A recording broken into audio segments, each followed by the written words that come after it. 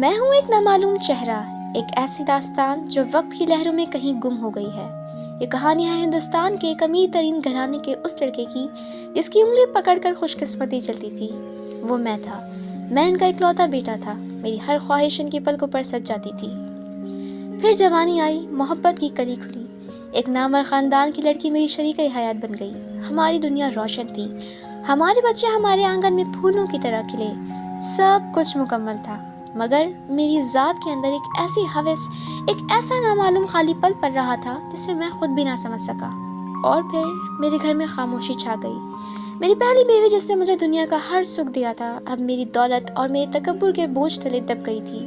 وہ مجھ سے دور ہوتی چلی گئی اور میں نے اس کی خاموشی کو اس کی بے وفائی سمجھ لیا۔ اور پھر میں نے وہ غلطی کر دی جس کی قیمت مجھے پوری زندگی چکانی پڑی۔ میں نے اپنی پہلی بیوی کی خاموشی کو اس کی بے وفائی سمجھ کر ایک اور لڑکی سے شادی کر لی۔ میں نے اپنی ہی خوشی کو اپنے ہاتھوں سے تباہ کر دیا۔ میں نے اپنی ہی زندگی کو اپنے ہی ہاتھوں سے دوزخ بنا دیا۔ تبھی تقسیم کا قہر نازل ہوا۔ آگ، خون اور وحشت کا طوفان اٹھا۔ میرا وہ عالی شان گھر جس کی دیواروں میں میری ہنسی گھستی تھی اور میرے بچوں کی ہنسی گھستی تھی، اب ایک جلتا ہوا کھنڈر بن گیا تھا۔ میری دونوں بیویاں، میرے بچے، میری دولت، سب کچھ برباد ہو گیا۔ سب کچھ پیچھے رہ گیا۔ ہم جو کل تک بادشاہ تھے، آج فقیر بن کر پاکستان کی طرف بھاگنے پر مجبور ہو گئے۔ ہم پاکستان تو آ گئے، مگر یہاں ہماری کہانی کا سب سے تاریک باب شروع ہوا۔ ایک چھوٹے سے گندے گھر میں میری دونوں بیویاں دن رات ایک دوسرے کا گلا کاٹنے کو تیار رہتی۔ ان کے جھگڑوں، ان کے تانوں، ان کے آنسوؤں نے گھر کو جہنم بنا دیا۔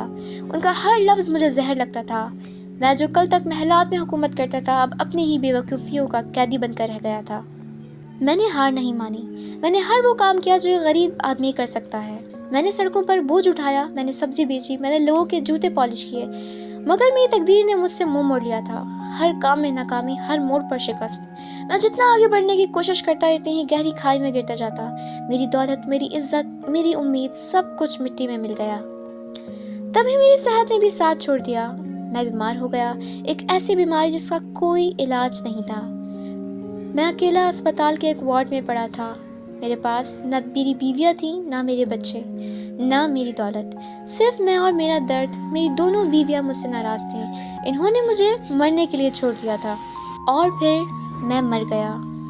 مجھے ایک سستی قبر میں دفن کر دیا گیا۔ میری قبر پر نہ کوئی نام تھا، نہ کوئی پھول۔ کوئی نہیں آیا، کوئی نہیں رویا۔ جو کل تک ایک شہنشاہ تھا، آج ایک گمنام قبر میں دفن تھا۔ سالوں بعد میری قبر کے اوپر ایک پل بن گیا۔ اب لوگ اس پل پر چلتے ہیں۔ ان کے پاؤں کے نیچے کسی کی قبر ہے، انہیں کچھ اندازہ نہیں۔ ان کے لیے میں کچھ نہیں ہوں، صرف میری مٹی۔ میری کہانی، میری زندگی، میری غلطیاں، میرا پچھتاوا، سب کچھ مٹ گیا۔ سب کچھ مٹی میں مل گیا۔ میں اب صرف ایک نامعلوم قبر ہوں جس کا کوئی نشان نہیں اور کوئی یاد نہیں۔